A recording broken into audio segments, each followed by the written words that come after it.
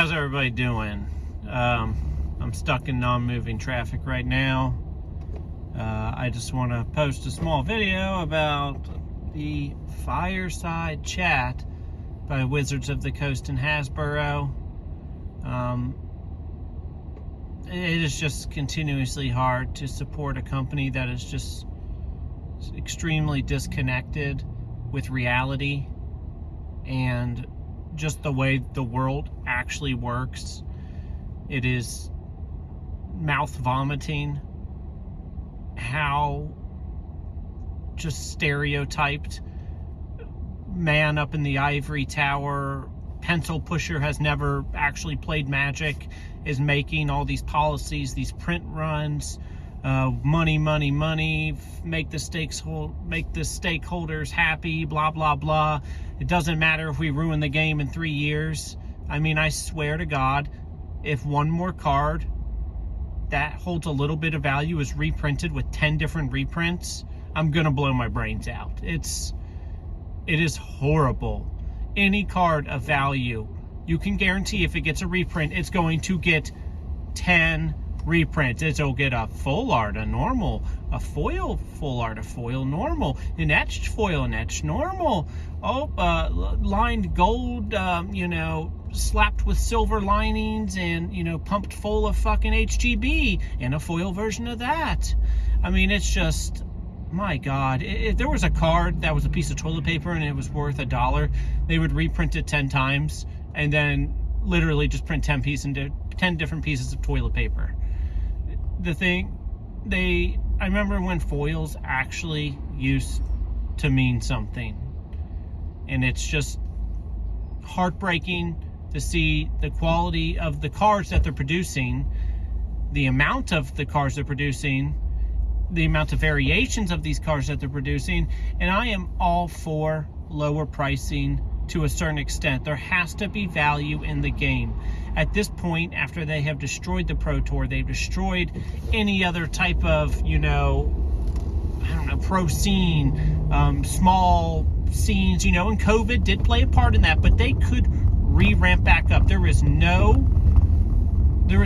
funnel from standard into modern, into legacy, into these, long-term formats that start with standard. And the way you start with standard is to provide competitive.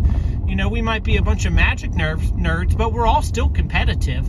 We all love the game. We all, a lot of us that doesn't do a lot of social stuff. I may be a social person for my job for a living, but I don't go out to the bar every night. I enjoy going and playing Magic and the social experience of it all. Going back to when there were Star City game tournaments, going to a GP, and they've just gutted it all, and it's all gone.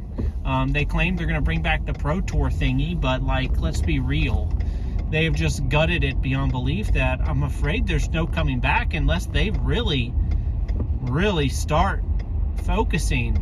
I mean, they have to create. If they want to continue to print 10 different copies of every single card, they need to create new demand. They cannot continue to, shit on the remaining player base and collectors, and people are leaving in groves. I mean, just absolute groves of people are leaving, and yet they're not generating new people to come in and fill the financial role that these remaining people are supposed to, I guess, burden with their wallets, even though they're already printing 10 to 15, 600 layer, secret layer bullshits a month, which are the biggest fucking joke in the world.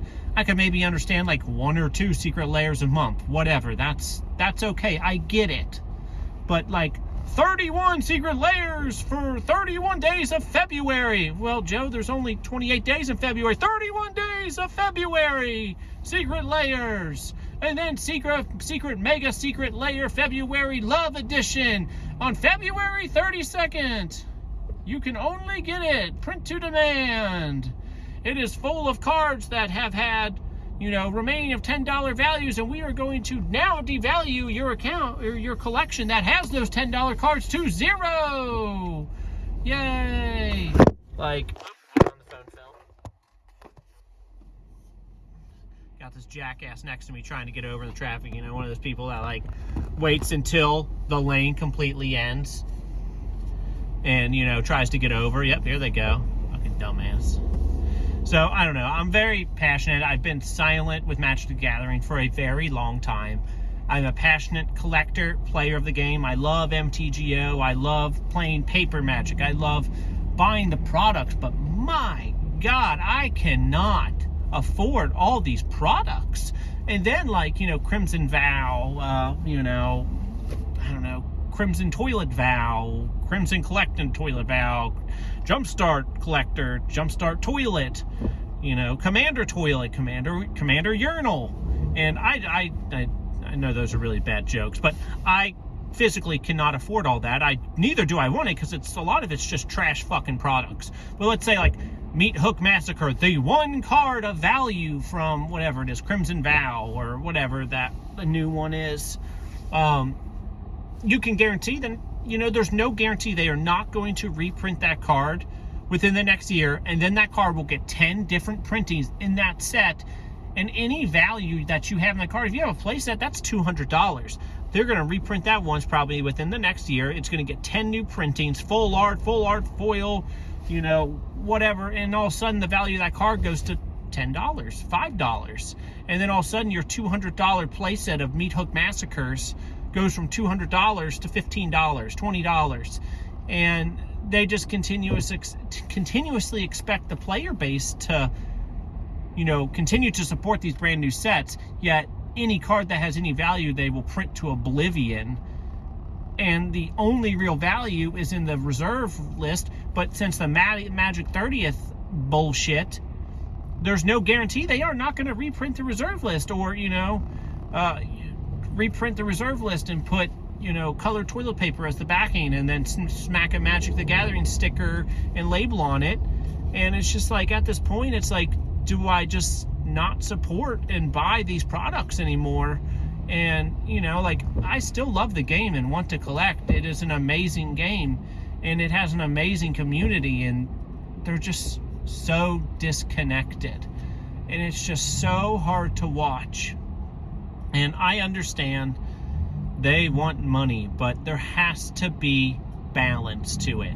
There cannot be, you know, if you look at that, there was like a little graph that showed like the amount of sets and like amount of products. Then you go to this past year, and it's like 10 times the amount of products over the, you know, the years before. It's like something like 40 to 50 products this year, which is just insane. I mean, that's just insane. No normal Magic the Gathering player can afford that.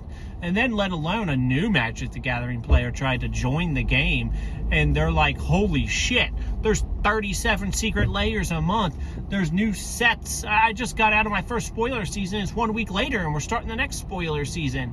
Oh my God, look at this master set, it's $250 a box. Then the next standard set comes out a week later. Oh my God, Jumpstart, Commander.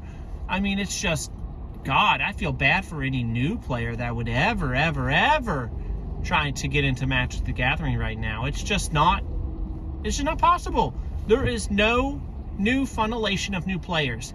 The player base that is left is what there is, and I mean, I give it 3 to 5 years at this continued, you know, downright disrespect for the game that they're doing, to where the game is going to be just a fracture of itself, a former shadow of when we had, you know, GPs and Star City game events every weekend, you know, Pro Tours, you know, millions tuning in, you know, powerful cards and master sets that meant something. When you pulled a foil card, it meant something. Now, all that's gone.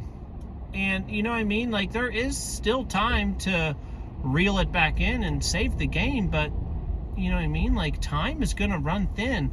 I will continue to support the game for a certain amount of time, but at a point, I have to be financially smart and support something like Flesh and Blood, or, you know what I mean, try to find something different to support that is, you know, understanding to its player base and gets that, you know, there is a real reality down where normal people live, and not what's up in the ivory towers. And I mean, I don't know. I'm probably just rambling a lot, and I apologize for that.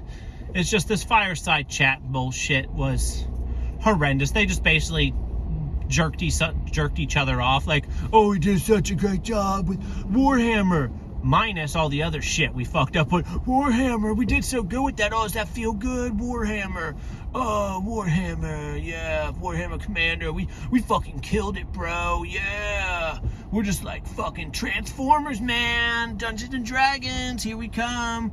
We're gonna wreck that player base, what little there is. We're gonna fucking, dude, their wallets are just waiting to be squeezed. You know, these Magic players, they've been holding up 35% of the company. Fuck, we need 50, 60, 70% out of them, bro. We've been doing great things.